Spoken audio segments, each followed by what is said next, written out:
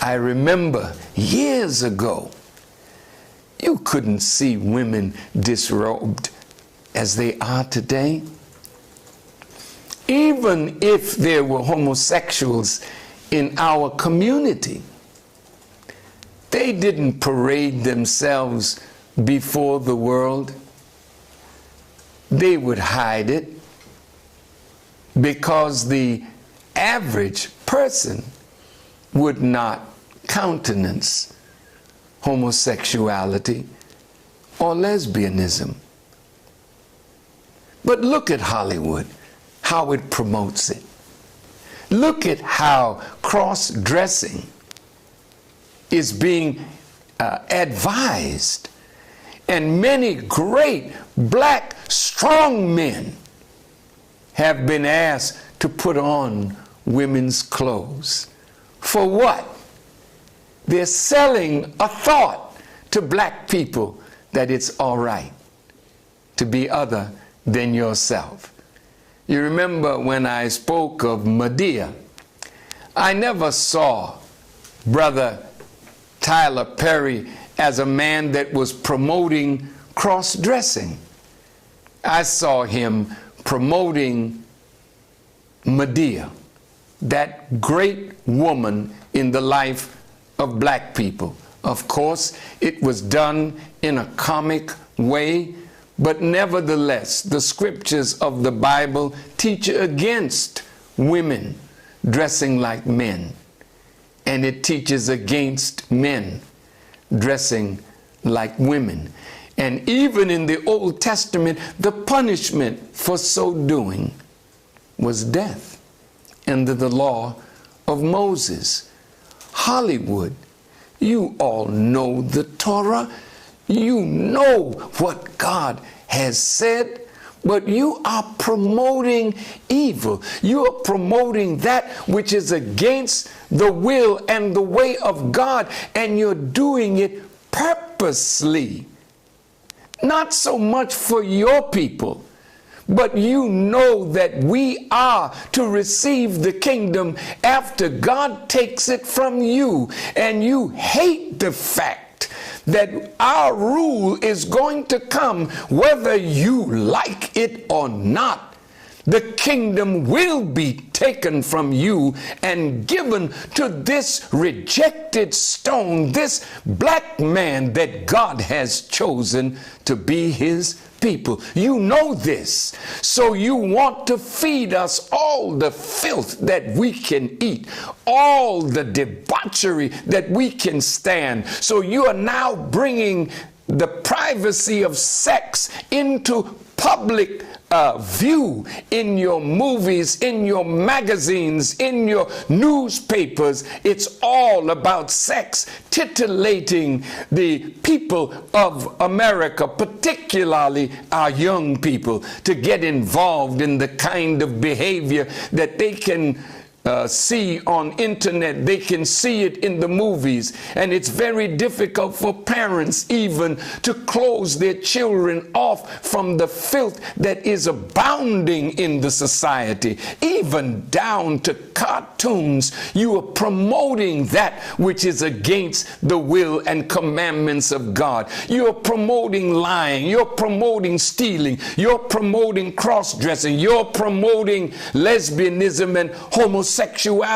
You are doing this purposely, and the scripture says Satan has made evil fair seeming to the people.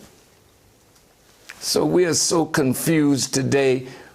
We think it's all right because the scripture says God is love, and I'm in love, and love has to be right because love is of God.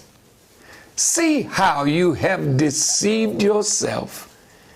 And now you will be angry with me and say, oh, Farrakhan, you're homophobic. You hate gay people and lesbians. That's false.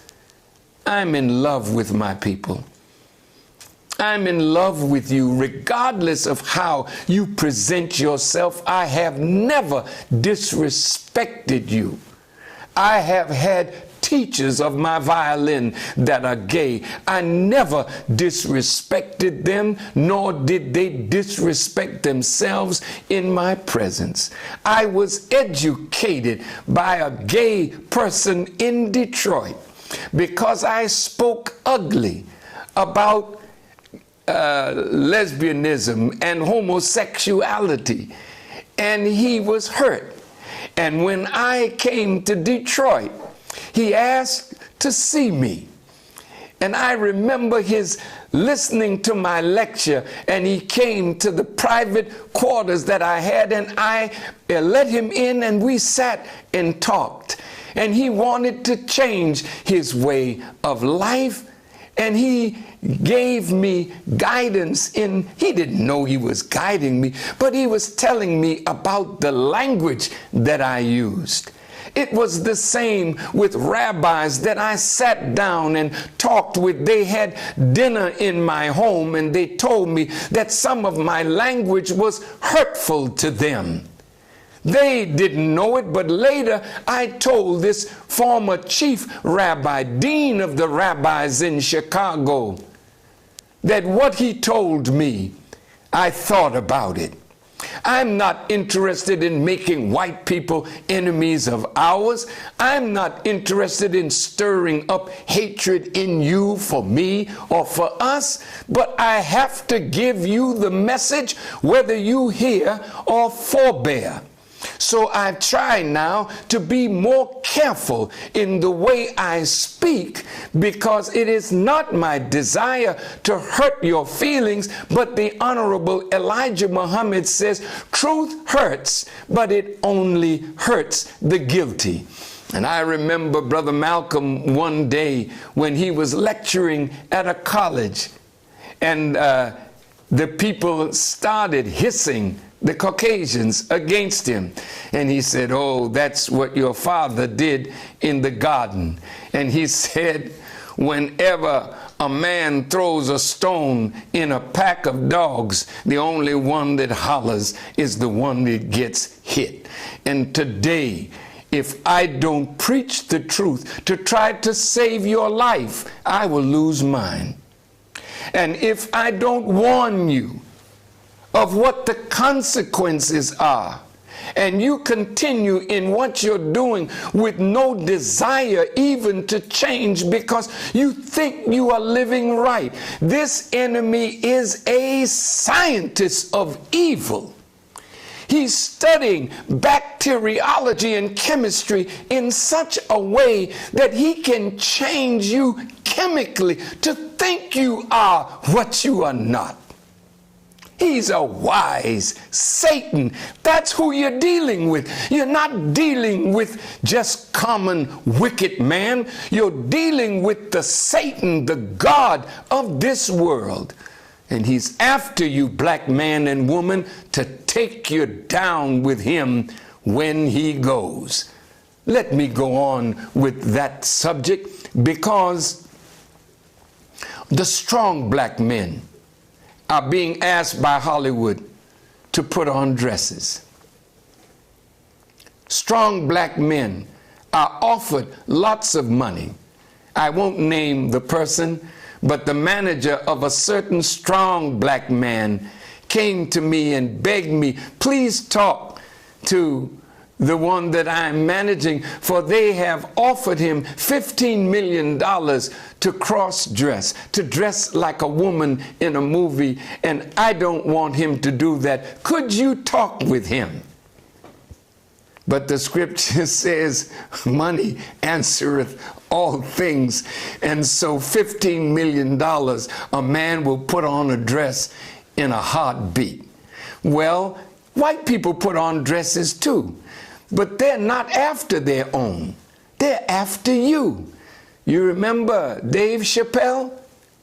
How he said that he was in his dressing room, and when he took a break and went back in his dressing room, there was a dress on the door, and he thought he was in the wrong place. And then a man came in and said, oh, we got a real funny scene. And it's around this dress. Dave, put on the dress. Dave said, I'm not putting on the dress. That man went out, and then a higher ranking person came and told Dave, oh, Dave, it's just a short scene, but it is hilarious, and it will go over big in the audience. And Dave then said, I'm sorry, I don't want to put on a dress. Then the producer himself came and said, Dave, I mean, it's really a funny scene. Come on, Dave. And he said, I'm sorry, I can't put on that dress. And he said when they left, they came back within a very short time. They had already written the real scene, but they wanted to get him to put on a dress, because what they're selling, black brother, is that they want you to be so wrapped up in what they're wrapped up in that you will stick your fingers in your ear when you hear the warning and the call of God. And when you do that, you will go down to hell with your enemies. Oh, my dear brothers and sisters, the enemy is after you. This generation shall not pass before all these things come to pass. As it is written in the scriptures, resist the devil, and he will flee from you. But you're acting so weak that when you know he's leading you to something that you should not do, you don't resist, because you want the fame, you want the money, you want the job, you want nearness to your enemies. Remember how Satan took Jesus up on a mountain and showed him all of the cities that he could have if only he would bow down to Satan. Mountain here means he takes you up to a high place because that's where you want to be, in sport, in play, in music, in science, in medicine. You want to be on the mountaintop. But the man that's taking you there is the God of this world. And as he said to Jesus, if you would bow down and worship me, you can have all of this. But Jesus had the strength to say to Satan, get thee behind me, Satan. And that is where Satan belongs. He doesn't belong in front of you, leading you. You need to put him not only behind you, but put him out of the equation altogether. God is present today. And if you really want to go up in strength and power and wealth and righteousness, remember, Satan only promises you to deceive you.